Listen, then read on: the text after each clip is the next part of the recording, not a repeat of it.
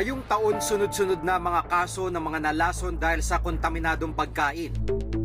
Nito lamang July 4, 7 estudyante sa bayan ng Oton sa Iloilo ang naospital dahil sa pagkain ng jelly roll. June 2 naman ang isugod rin sa ospital ang mahigit 100 estudyante sa San Carlos, Pangasinan dahil sa pagkain ng expired na candy. At ang pinakamalalang kaso ngayong taon, ang pagkalaso ng mahigit 2,000 residente sa Caraga Region dahil sa pagkain ng durian at mangosteen candy.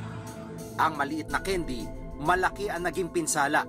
May nagbenta sa amin, puro babae. Sabi niya, pang tuition lang daw. Kaya kami bumili. Mabigat yung ulo ko. Nahilo na lang ako bigla.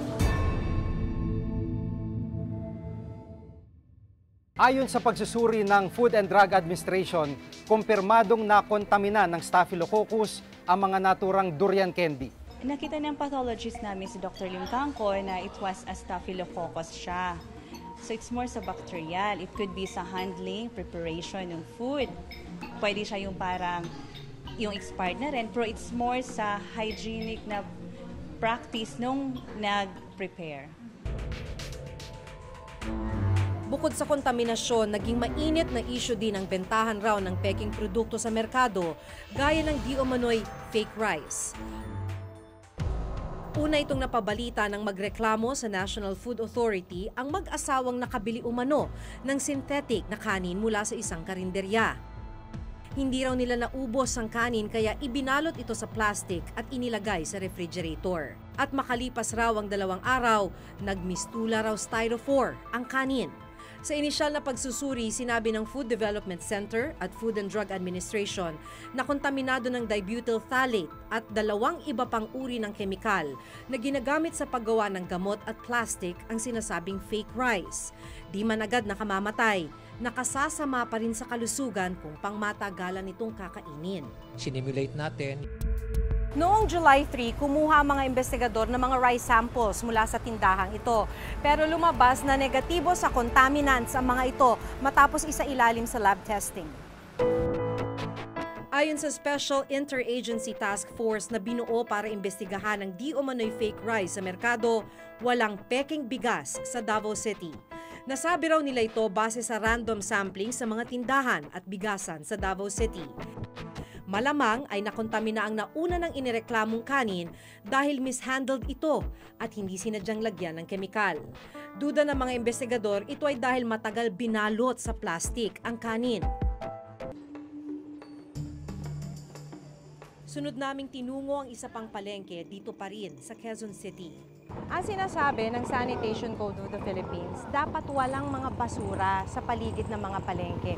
Pero dito sa labas pa lang, nagkalat na yung mga basura. Tapos kung saan-saan may mga maliliit na tambak na naipon na mga basura. Ang mga basurang ito nang aakit na mga langaw na maaari ring magdala ng bakterya sa mga itinitinda sa loob ng palengke, gaya ng mga karne. Ito ang problema, no? Meat section pa naman. Talagang habang naglalakad ka, mga naipunan na basura.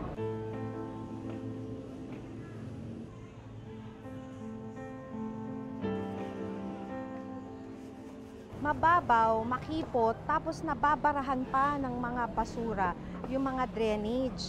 Kaya lalong madumi itong nilalakaran mo sa loob ng palengkeng ito.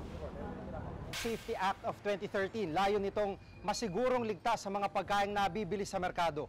Sino mang lumabag ay maaaring magmulta mula 50,000 hanggang 500,000 o di kay makulong ng 6 na buwan hanggang 6 na taon, depende sa bigat ng paglabag.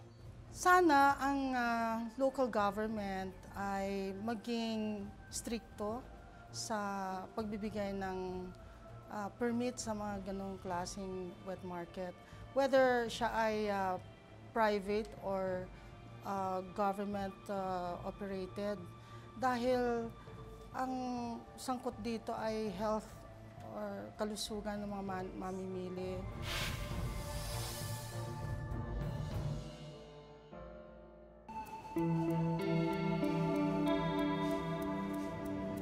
Mula sa palengke na aming binisita, hanggang sa mga pinagmulan ng mga di umano'y nakalalasong pagkain.